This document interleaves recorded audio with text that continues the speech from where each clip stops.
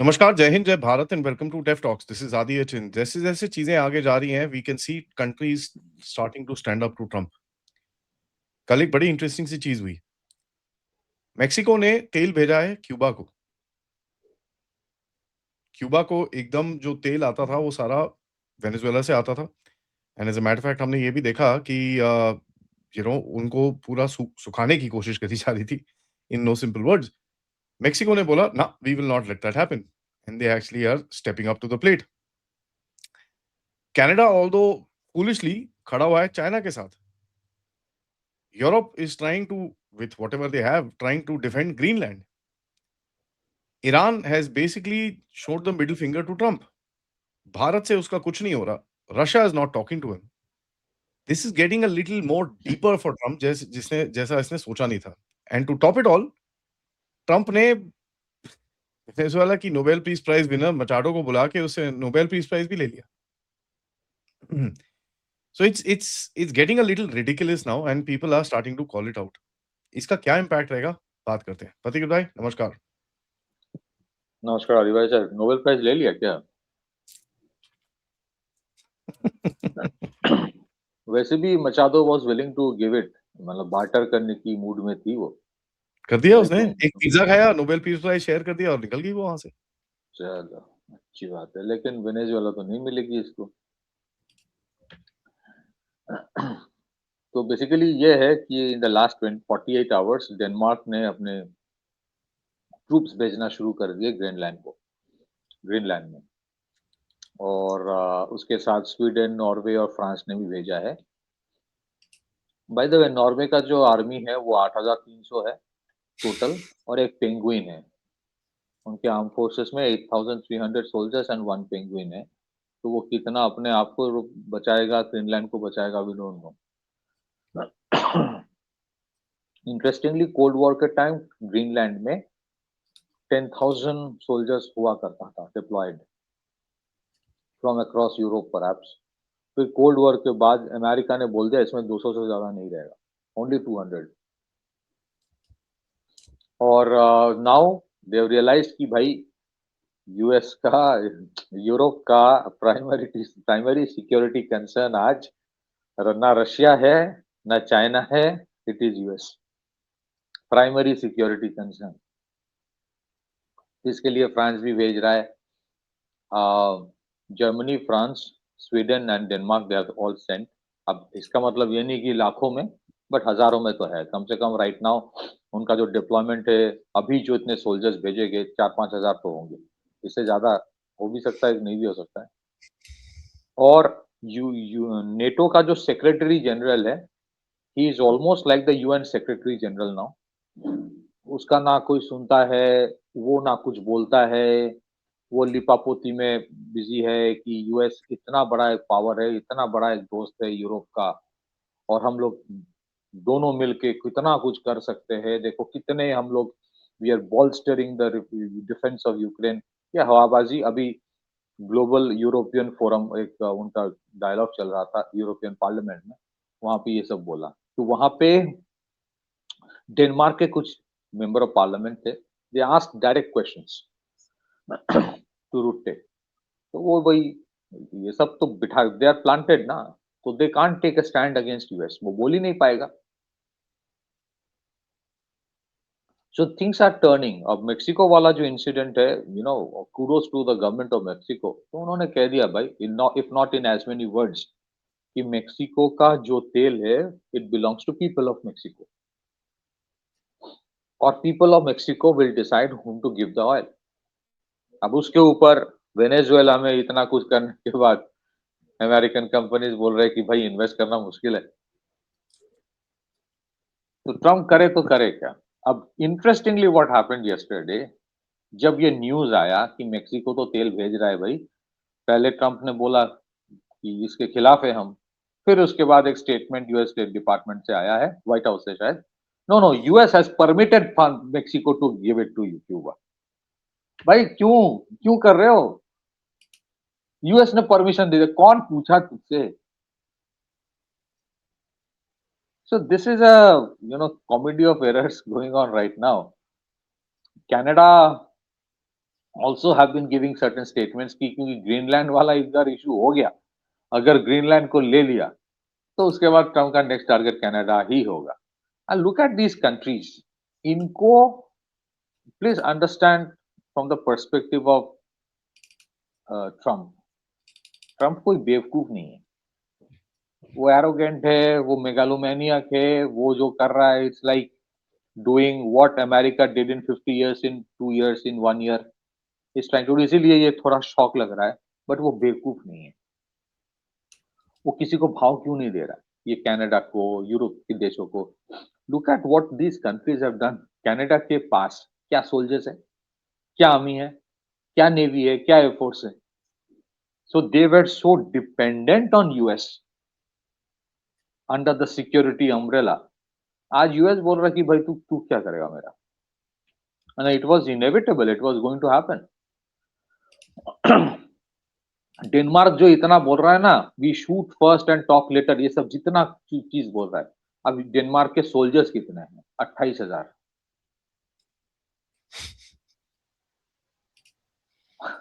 मतलब 28,000 सोल्जर यार, वो नागालैंड मणिपुर के पुलिस फोर्स इससे ज्यादा होता है।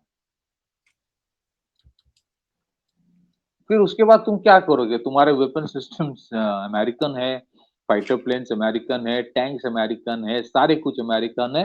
और तुम लोगों ने सोच लिया कि कोल्ड वॉर के बाद, मतलब 1945 के बाद, वर्ल्ड वॉर के बाद कोई जंग नहीं होगी, we are permanent friends, America will invest in the defence, we will not, except for Sweden. Except for Sweden, जिसकी अपनी एक मिलिट्री इंडस्ट्रियल कॉम्प्लेक्स है, हालांकि उसका भी ग्रिपेन वाला जो है, JAS Gripen, it's a good plane, but it has a G engine, but nevertheless, except for Sweden, Norway, Finland, ये Denmark, do you think they have the capacity to defend themselves? और बाकी जितने वहां पे और भी जितने सारे क्या कहते हैं उसको, बॉल्टिक स्टेट्स जो कहते हैं, नन ऑफ देम। अब ये सारे जो देश है, स्वीडन खास करके, फिनलैंड, स्वीडन, डेनमार्क का मुझे पता नहीं, पहले वो था, they have now joined NATO. तो इनकी दुश्मनी रशिया से भी ले लिया, रशिया से दुश्मनी लेते लेते पीछे मुड़ के देखा तो अमेरिका भी दुश्मन बन गया है। And this is so, Giorgia Meloni said something very interesting. She admitted कि भाई there is strategic paralysis, and she admitted there is no leverage. Europe के पास कोई लिवरेज है ही नहीं। यूरोप का स्ट्रेटेजिक गोल क्या है?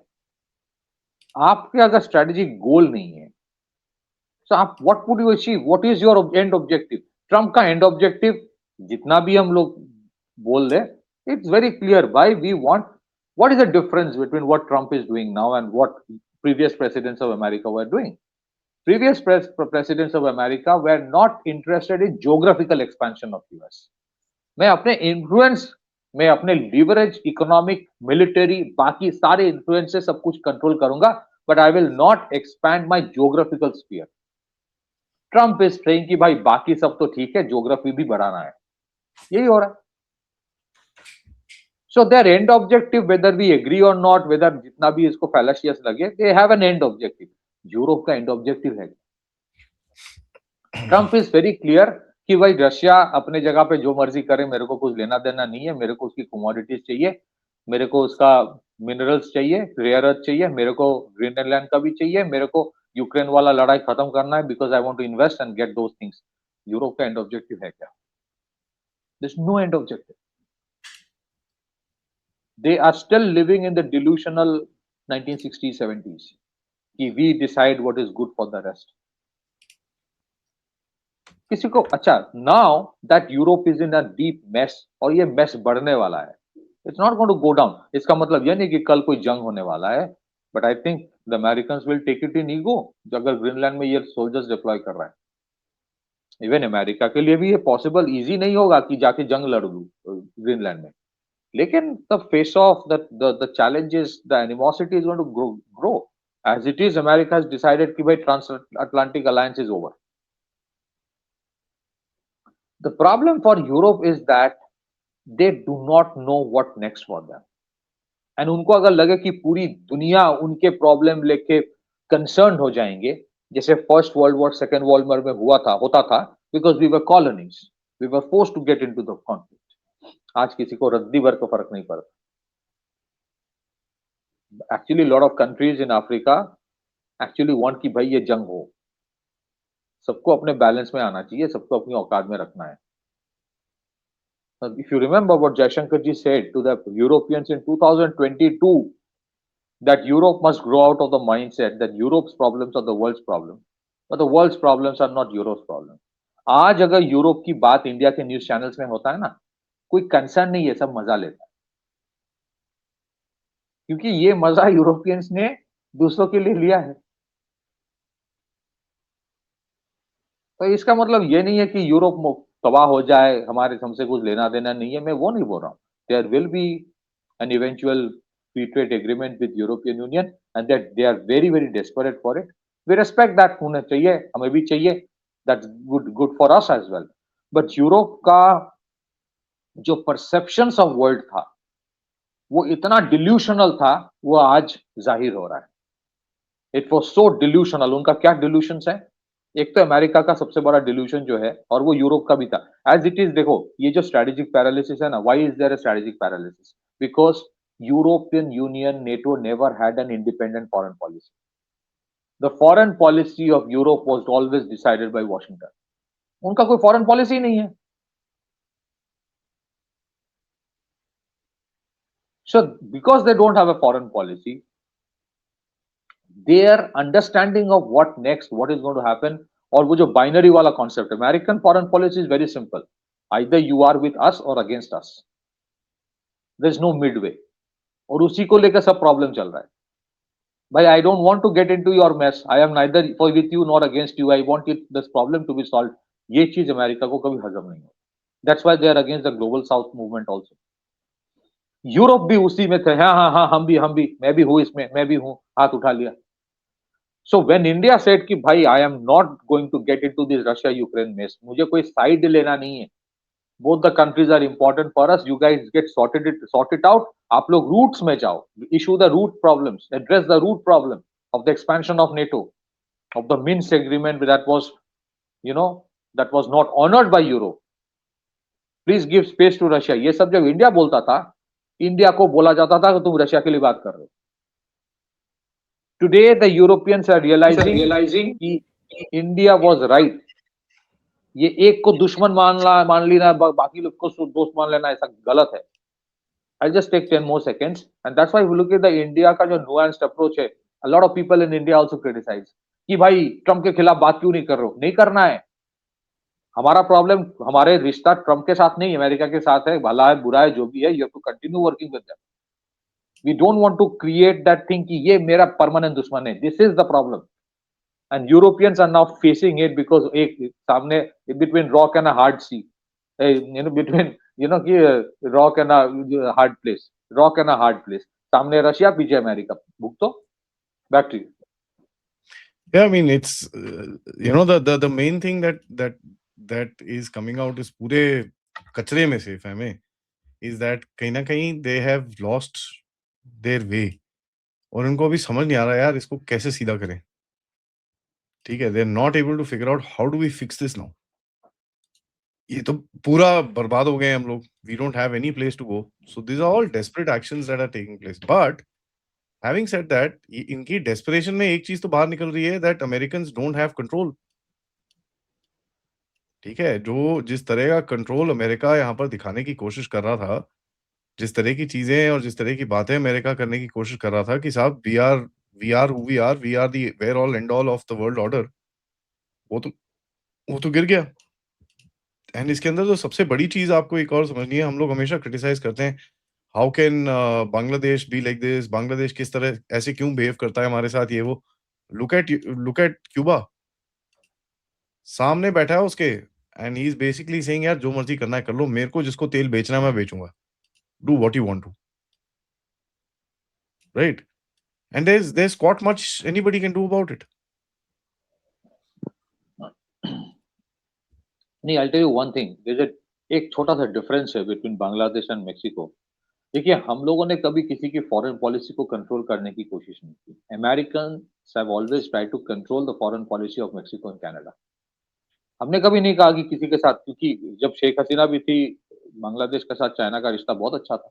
The problem is we are our only concern, do not allow your land to be used against against us, us. Plotting against us. That is the only thing.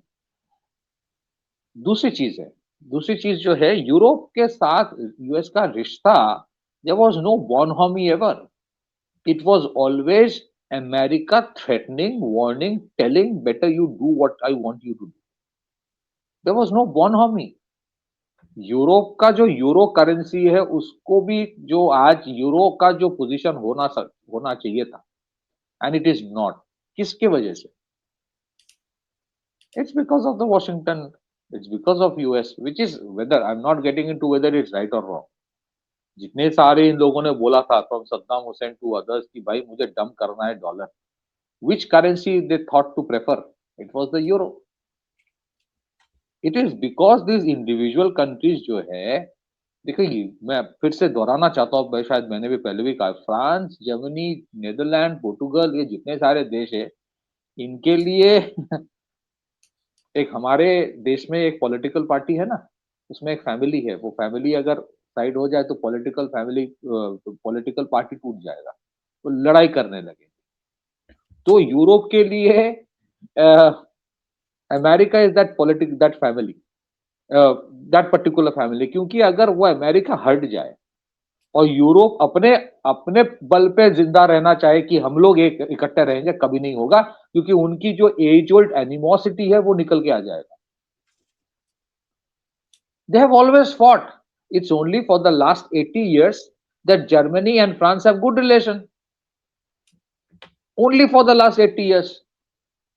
आप उनके पहले की इतिहास देखो, it's only for the last 80 years that France and UK have good relation.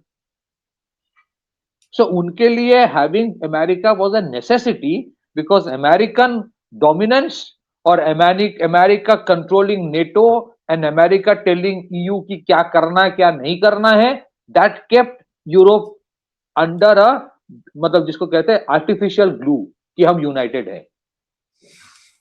कल को अगर America हट जाए, नेटो ही नहीं रहेगा, नंबर 1, और यूरोपियन यूनियन भी नहीं रहेगा।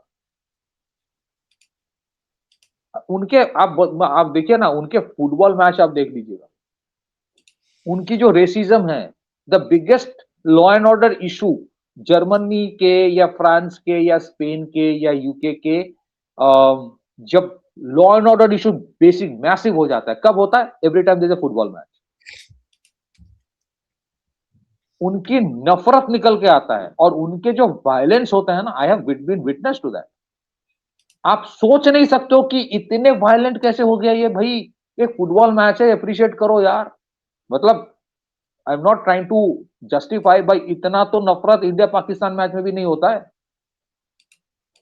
हम तो फिर भी स्वॉन एनिमीज है, तुम लोग तो एलाइज हो।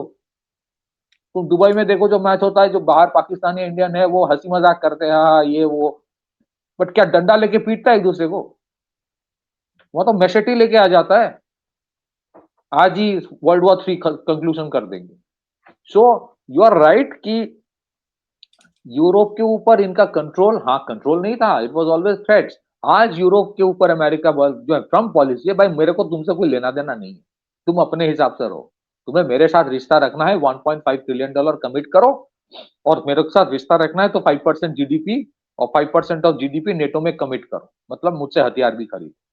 एंड देर आर, जो अब आप बोलेंगे कि वाई इट इज सो, क्योंकि अमेरिका जो मेजर इन्वेस्टर्स हैं, वो जहां जहां उनके कंपनीज है, उनके कॉम्पिटिटर्स यूरोप भी है ना। For every Boeing there is an Airbus, that is also there. For every Lockheed Martin there is an EADS. सो उनको कंपटीशन भी है, उनको प्रॉब्लम्स भी है, उनको कंट्रोल भी रखना है। Now I think the Trump policy, I am not saying कि this is the only policy they have, कि भाई मुझे किसी का रेस्पॉन्सिबिलिटी इन लोगों का लेना नहीं है, जो जो वीक देश है मैं उनका, जहां रिसोर्सेस है मैं ले लूंगा। तुम अपने देखो, मैं अपना देखता हूं, अगर धंधा करना है, we only have a transactional relationship, there is nothing called a transnational alliance. So if you look at the patience of India, I think somewhere at least some people knew that this was inevitable. So they maintained equidistance, never said a wrong word against anybody. Today you see the desperation of European Union to have a free trade agreement with India.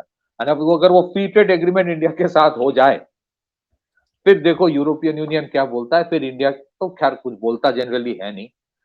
आई इसके बाद अगर free trade agreement India के साथ हो जाए और ये रिश्ता ऐसे चलता रहे ना अमेरिका के साथ, अभी भाई इन लोगों का कोई गारंटी नहीं है। कल को वो रशिया के जाके भी बोलेगा कि मेरे के साथ ना एक सिक्योरिटी गारंटी का पैक्ट कर लो। वेस्टर्न यूरोप ये भी कर सकता है। ये आज से वो बच्चों का लड़ाई होता है ना, आज मेरे साथ उसकी कट्टी है, कल हम लोग अपना मसला हल कर लिया, मांडवाली हो गई, अब दूसरा वाला मेरा दुश्मन है, उसके साथ कट्टी। अगर वो कल पुतिन को बुलाए कोई यूरोपियन फोरम में, डोंट बी सरप्राइज। पुतिन आए कि ना आए वो अलग चीज है, बट दिल डू दैट। आप पूछो क्यों? They have always survive like that only. आप देखेंगे जो कॉलोनियल वॉर्स होता था ना बिटवीन दीज एम्पायर्स की भाई कौन सी जगह मैं कब्जा करके रखूंगा, आज इसके साथ इसका अलायंस, उसके साथ दुश्मनी, आज इसका अलायंस टूट गया, उसके साथ दोस्ती हो गई, and they had these you know inter जो एम्परर्स के फैमिलीज का मैरिज फॉर दीज अलायंसेस। इसी वजह से आप देखेंगे at the level of their Kings and their families, उनके सारे के सारे रिश्तेदार हैं। The Danish, the Spanish, the British, in fact, even the Tsar, जो होता रशिया का, they have relationships with each other. So it is and but अगर आप पूछे कि क्यों ऐसा क्यों है, see, frankly speaking, अगर 1945 के 1939 के पहले की अगर देखें 1920s, Europe was like this only. 1914 के पहले it was building up to that only. तब ना जाके conflict होता है. So it is a build up to something. These are all built up to something happening. So it's not something which is happening for the first time. It has always been like that. I think we are अगर आप compare करें with the last century, so exactly what happened in 1926, 27, 28 before the Great Depression, अभी जो 2025, 26 है, we are heading towards that. अब मैं बोल नहीं रहा हूँ कि there's going to be a big war tomorrow, ऐसा कुछ नहीं है, अभी नहीं है, but we are heading towards something जहाँ पे there are major face-off, if not militarily, but otherwise sanctions और those ये सब होता रहेगा and challenges. So कोई permanent दोस्त नहीं है, ये यूरोप भी देख रहा है, अभी realize कर रहा है, again for the umpteenth time. Back to you. That is there, and एक इसमें और point है कि when you look at you know the structure जिस तरह से change हो रहा है और जिस तरह से आपको दिखता है कि लोग इधर-उधर भाग रहे हैं अभी, it actually shows you a sense of desperation कि भाई हमारे पास कोई और option नहीं है, ठीक है, and that is something that we've discussed. But it also shows you another thing कि साहब कहीं ना कहीं जो एक एक एक गिवन क्या बोलते हैं ना उसको गारंटीज होती थी ना किसी चीज की कि भाई ये गारंटी है वो गारंटी है, ऑल दैट इज गॉन, गया, it's over. So when you look at that, अभी रशिया जाके स्टेटमेंट दे रहा है कि भैया we are very concerned with you know what is happening in in in in the Greenland. Now that's really interesting to me because वो basically is saying कि यार तुम गधे हो, कर क्या रहे हो? What are you doing? आपस में लड़ रहे हो? Hello, I am the enemy. मुझसे लड़ो. तो it's not the changing face of geopolitics. This is the changing face of desperation, which is actually just showing his face. So ये बड़ा interesting रहेगा देखने में क्योंकि ये जिस तरह से pieces जाके गिरेंगे दुनिया में, and you will find the various things coming into fore, that is what will form the new world order. अच्छा, एक और चीज ऐड करना है कि एज इट इज यूरोप का कोई मेजर एयर डिफेंस सिस्टम है नहीं, तो क्या वो डिफेंड करेगा? दूसरी चीज है यूके को देखो 80,000 सोल्जर है, वो यूक्रेन में डिप्लॉय करने की बात लेके पार्लियामेंट में डिबेट होता है, फिर अगले दिन डिबेट ये भी होगा कि ग्रीनलैंड में जाएंगे, फिर बचा क्या है यूके को डिफेंड करने के लिए? So that is a total mess. और अच्छा, when India used to spend on military, ये लोग बोलते थे, और इनके जो नैरेटिव तैयार करके इंडिया में बैठे इकोनॉमिस्ट और इंडिया में बैठे जितने हैं, no we should not spend on defence, you know defence के बाद स्कूल बनाओ, ये बनाओ। इंडिया स्कूल भी बना रहा है, ऐसा नहीं कि स्कूल नहीं बना रहा है, बहुत ज्यादा बना रहा है, बट फिर भी ये जो डिफेंस एक्सपेंडिचर इज, अरे आज डिफेंस आप फ्रांस को देखो, 1 लाख सोल्जर लेकर कमिट कर रहा है, यूक्रेन को कमिट कर रहा है, ग्रीनलैंड को, अफ्रीका में भी इधर-उधर है, कभी-कभार तो उनको शायद भगा भी दिया होगा। बट आपके है ही नहीं, आप क्या डिफेंड करोगे? इसीलिए ट्रम्प को जो एडवाइस देने वाले वही बोले कि सर इनको इतना बहुत मत दो, ये कुछ नहीं है। ये मतलब actually the American concept of Europe is like that, ये हवा में उड़ने वाले तिनके हैं। ये this is there mindset about Europe. हाँ, यू कैन से टेक्निकली उनके पास न्यूक्लियर वेपन्स है, फ्रांस के पास है, यूके के पास है, बट चलाएगा कौन? तो बट अदरवाइज कुछ है नहीं ना। They have created a military industrial complex, but they've never spent much on their own defense. Problems है यूरोप में, इसीलिए it's going to be interesting to see कि whether they can defend Greenland or whether they will sacrifice, Yeah, इसको कहते हैं ना, defend Greenland. sacrificial goat. हाँ, It's what? yeah, as it is logistically it is a nightmare. Logistically अगर आप देखें Europe के लिए ग्रीनलैंड जाके डिफेंड करना, it is a nightmare. So Trump के एडवाइजर्स भी नो दैट कि it's only a matter of time. अगर वो if the push comes to a shove, they can't stop US from taking Greenland. उसके बाद क्या होगा, well we'll discuss it later. Back to you. Yeah. Thank you so much, Patikit bhai, for that. सबसे request है, video को like करिए, subscribe करिए and share this with your friends and families and laugh a little bit. Because as Trump falls, the rest will rise. And of course, if you want to contribute towards the channel, check out the description for further details. Namaskar. Namaskar.